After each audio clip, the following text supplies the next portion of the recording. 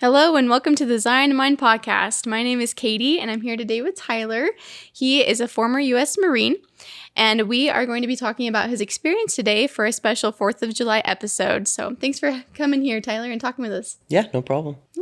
Yeah. So I wanted to ask you, why did you want to join the military? What kind of drove your interest in that? That is a good question. Honestly, it's kind of hard to pin down like one direct reason why I wanted to join the military.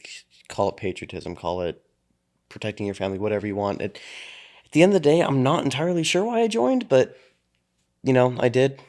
Yeah. So Yeah. you didn't feel like you had a duty to or anything like that? You just It was kind of based on our grandfather actually, him serving in Vietnam and everything kind of pushed me towards at least serving one contract. Yeah. That kind of inspired you too? Yeah. That's awesome. So why the Marines? Why'd you choose that? Because if I would have chosen anything else, Granddad would have, I'm not going to say disowned, but yeah. Yeah. Yeah. It's because Granddad was Marine. Oh, yeah. And yeah. the uniforms are a lot cooler than any other branch. I love it. That's awesome. So where were you stationed then when you were serving? So I was primarily stationed in 3 separate locations. My first one was in Camp Pendleton, California. I was there for not the longest amount of times, but I was there for 3 to 4 months.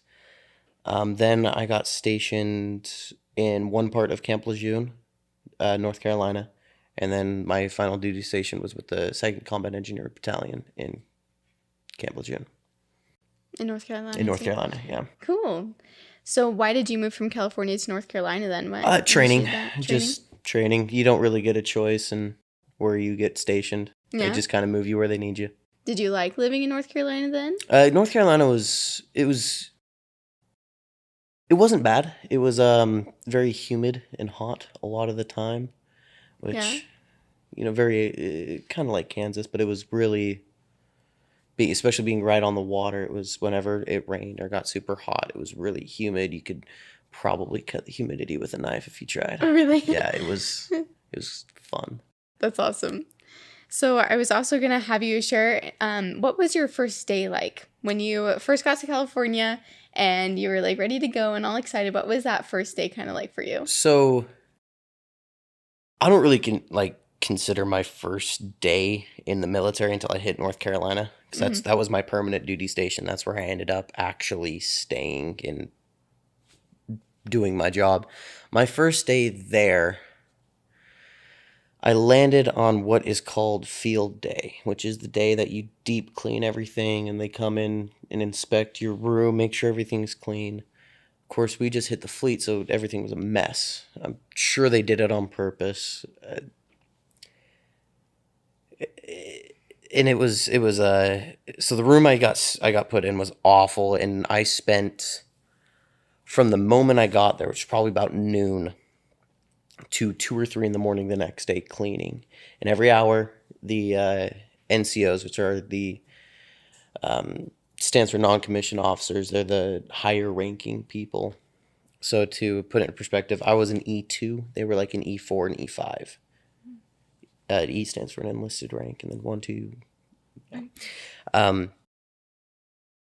They would come in every hour on the hour and check the room. Of course, they'd find something. Even if it was a rock that fell off their own chute, it's like, oh, you failed. See you in an hour.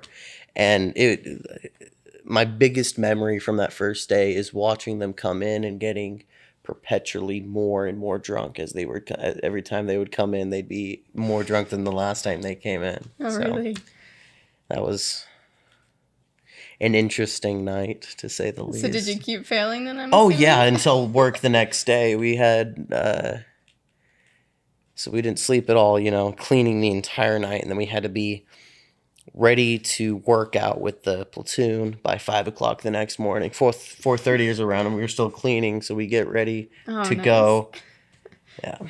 That's crazy. So then what was your first working day like then when you weren't cleaning? So your second day, what was that?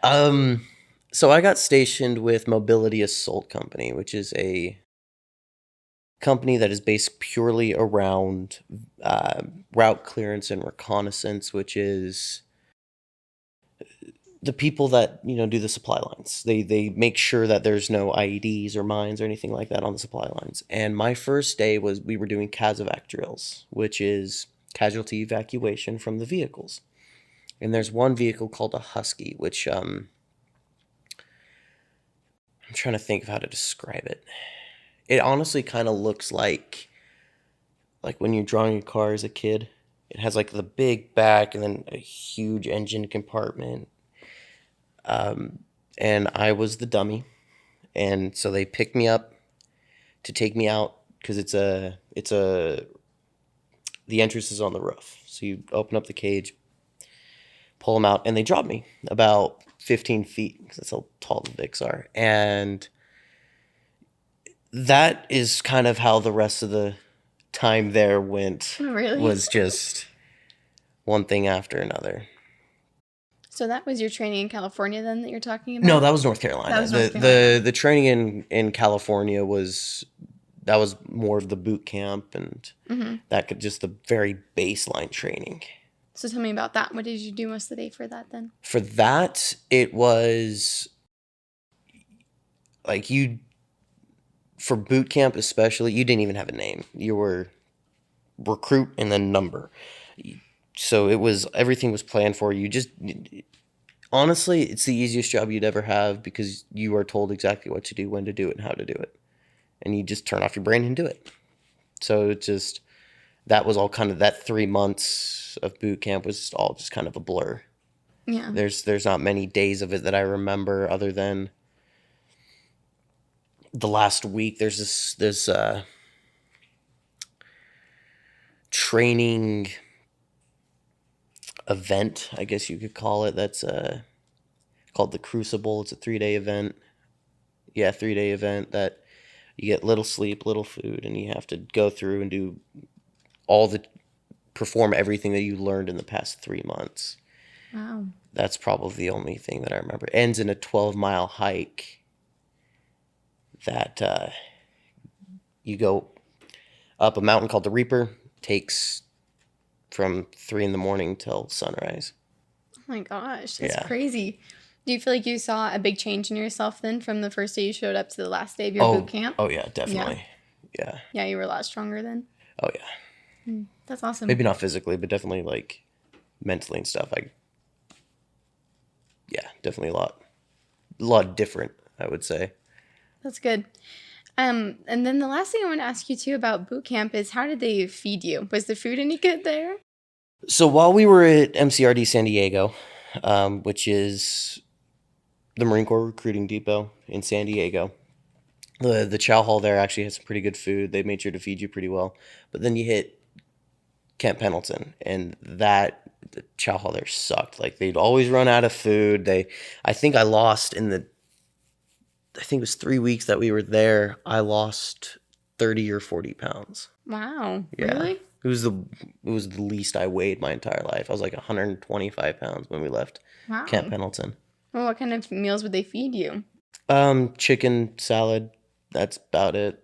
Yeah. So it's all pretty healthy to keep you in shape? Oh, yeah. Yeah. Yeah. And then MREs, but they're just a lot of salt. Yeah. Yeah. Well, thank you. We are going to go to a quick commercial break now. And after we come back, we will continue talking about Tyler's job and assignment in North Carolina. Sunflower Drive has an affordable solution to wearing comfortable clothes without compromising any of your values. They do the searching for you to find modest clothing that is both trendy and beautiful.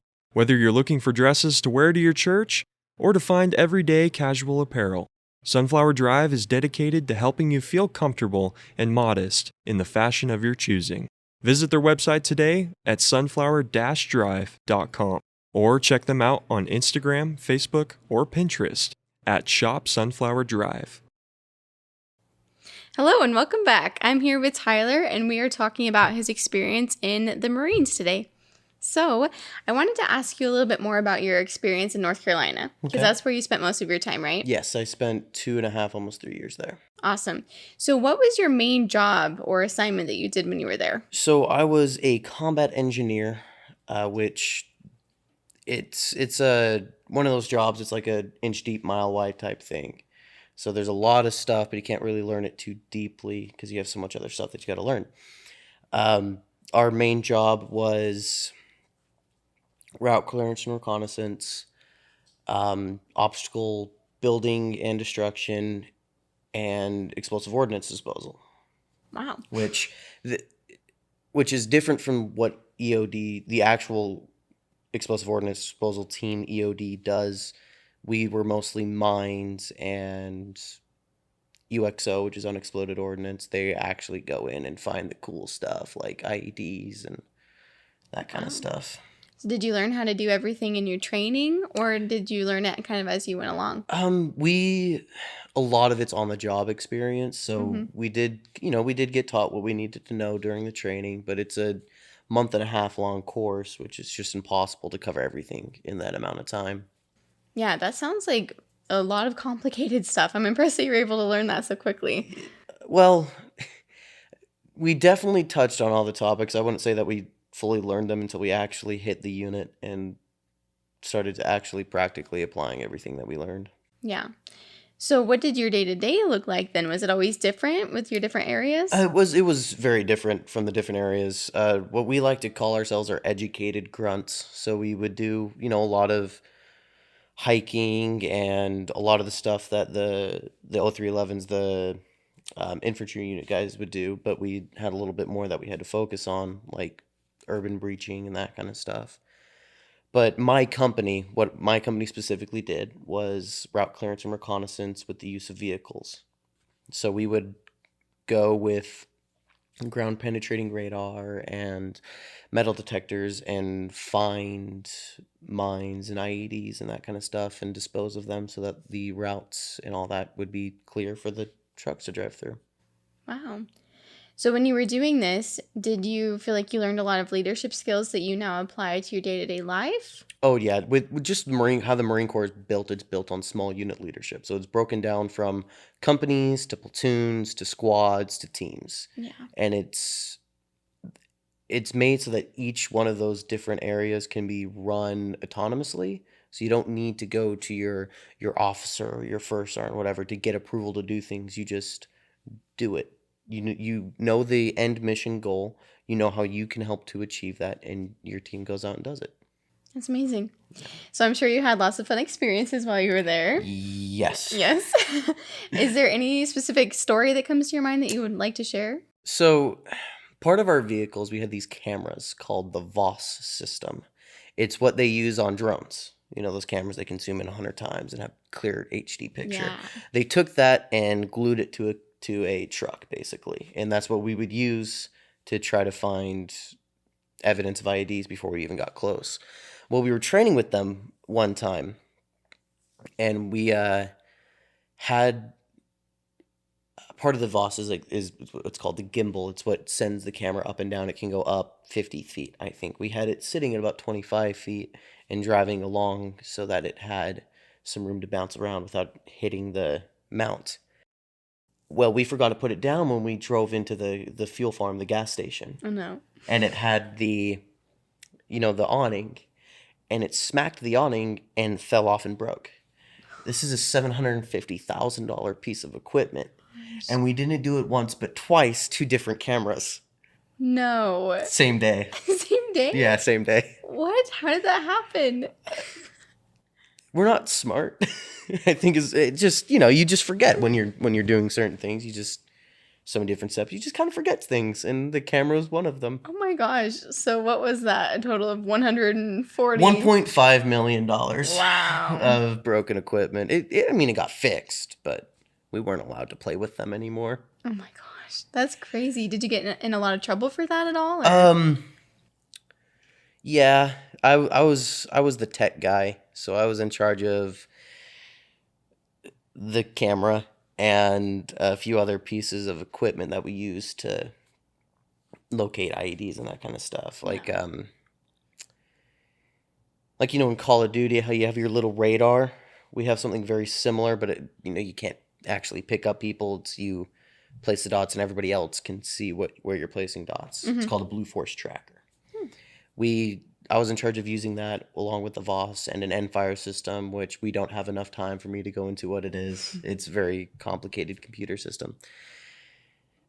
And so, yes, I got into a lot of trouble because that was my job specifically, was to make sure the camera was down, and I didn't. Oh, well, hey, that's okay. Yeah, you live and you learn. Yep, for sure. So I know that you have an injury. I have a few, yeah. Yeah, you have a few. So tell me what your injuries are and then how you got them. Okay, so the biggest injury you're going to see out of the military in general is compression fractures. I've got 2 in my spine. Okay.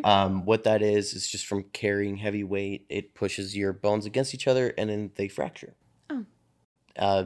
Is that from a backpack? Yeah, it's from the packs and just carrying things and all the different things that we have to do. It's a very common injury. It's not... It'll cause you pain, but it won't immobilize you. Gotcha. The other injuries I got were from training accidents, which I don't want people to think that they're like the military is very safe with the stuff they do. There's a lot of safety precautions, but when you're training with live explosives, things happen. Yeah. So like the injury I got, I completely obliterated most of the tendons in my ankle. And I got a few more back injuries from a botched Frankenstein charge, which is a roll of barbed wire with 2 sticks of C4 in it. So how did that happen? So we were training the new guys on proper procedure, which is ironic, proper procedure on doing explosives. And so I had one guy with me. There was only 2 commands for this range: set and fire. Set is when the charge was primed. Fire is when you actually fire it. So set means stay away, don't even breathe next to the igniter. Mm-hmm. Fire means, okay, go ahead and fire.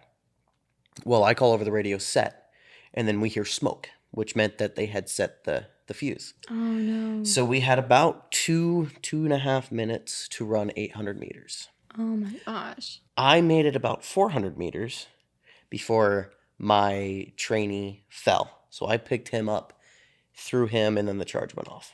Wow. That's crazy. Yeah. So wait, was that your ankle then?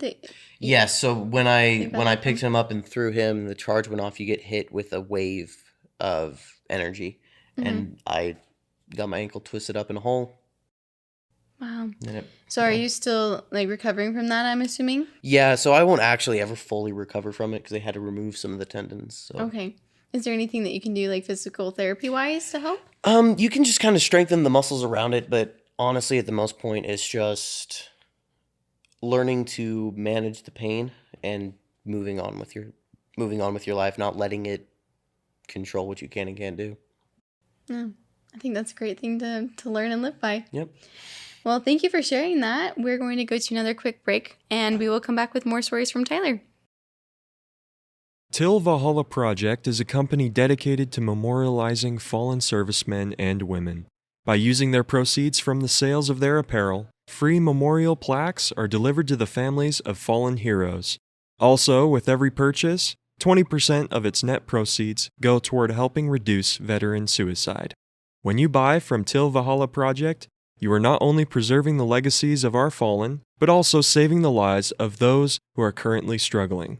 They will continue to deliver free memorial plaques and donate to charities with every purchase, because this ensures our fallen heroes are never forgotten and their legacies will live on forever. Check them out by visiting their website at tillvalhallaproject.com and see what you can do to support their amazing cause.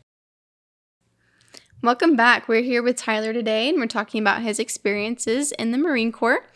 And Tyler, I wanted to talk with you now. We've heard some stories about your experiences in North Carolina, but I wanted to ask you now how serving in the military has changed your perspective on life in general.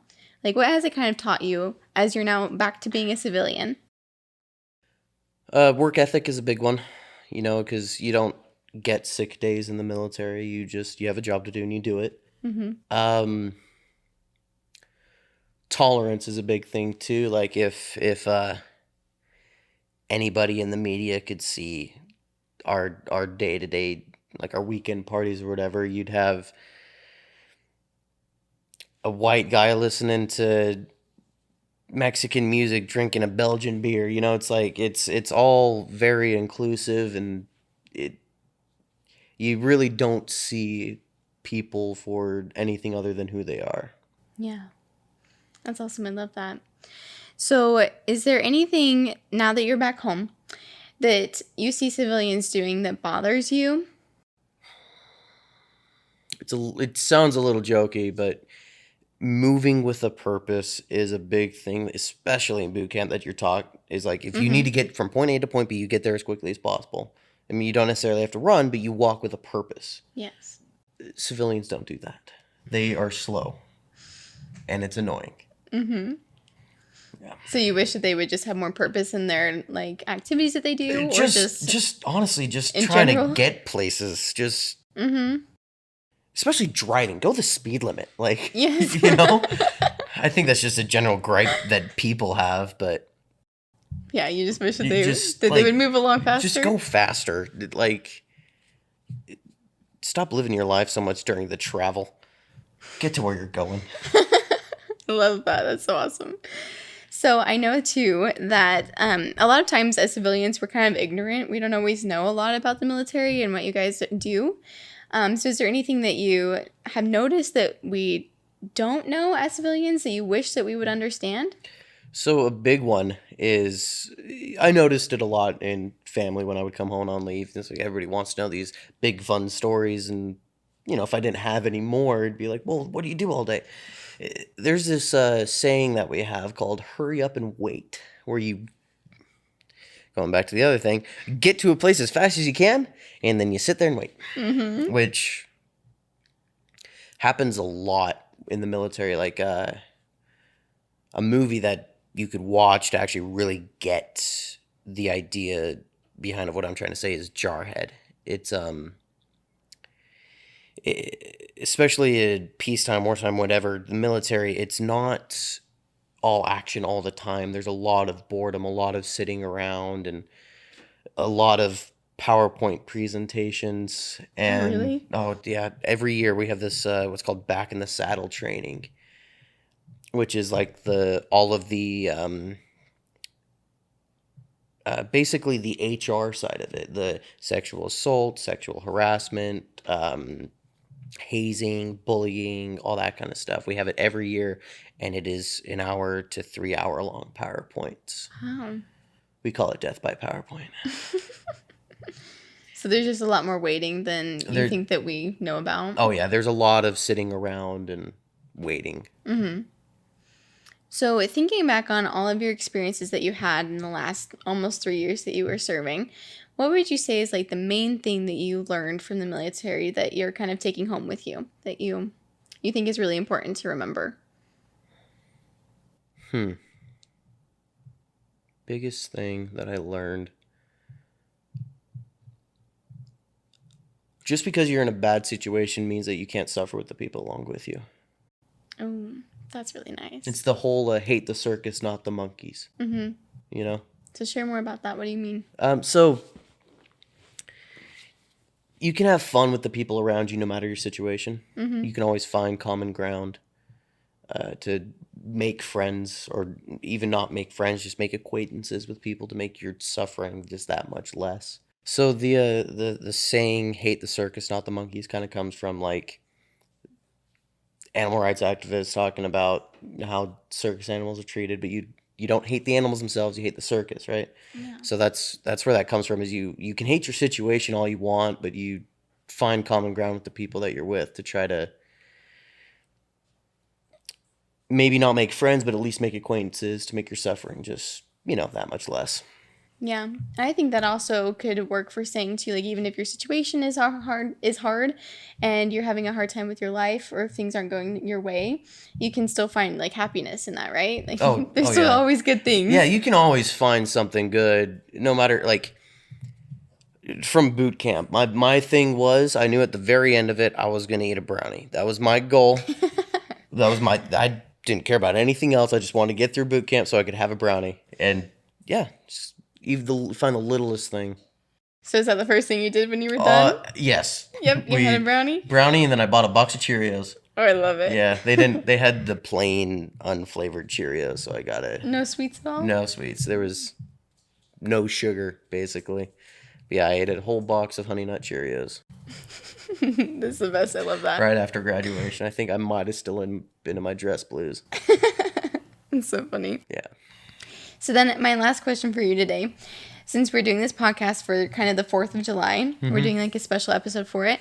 Now that you're home, what would you say that the 4th of July means to you? After all of your experiences, when we're celebrating our patriotism, what is the 4th of July? So it's kind of hard to say because the 4th of July is a celebration of us getting our independence from everything and being able to be our own thing. Yeah.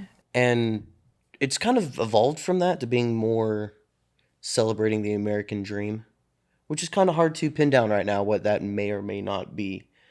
But at the end of the day, I think we can all agree that freedom is kind of what we all like to akin to the 4th of July and being able to do whatever you want. Mm-hmm. Within reason, but, being able to celebrate it how you want, and whether that be big explosions, a lot of beer and steak, or a cookout with the family, or even just watching a movie with your friends, like just being able to celebrate how you want, being able to celebrate how you want to celebrate, I think is what the 4th really means to me. Do you feel like your perspective on it is different now than it was before you served? Oh yeah, because I was definitely the big explosions guy. Yes. I really like big patriotism, but now I've definitely mellowed out with all of that. Yeah. Yeah. Well, thank you for sharing your thoughts. Is there anything else that you would just want to share with our viewers before we close? Yes. So there is a project called the Valhalla Project. It is about the heightened suicide rates within the military community. They have a saying called 22 a day, and that is from the 22 veterans that kill themselves every day. Oh my gosh. And, every veteran service member, whatever, will be affected by suicide. It is a heightened within our community. And so just shout out to the Valhalla Project and give them a look, see if you can't do anything to help them out. Awesome. Thank you so much. It was so fun having you today. And thank you guys for watching. My name is Katie Vanderhoff, and I'm here with Tyler today, and we'll see you next time. Thank you. Today's podcast has been sponsored by Sunflower Drive. Also, be sure to check out Till Valhalla Project and see what you can do to support their cause. Thanks for listening.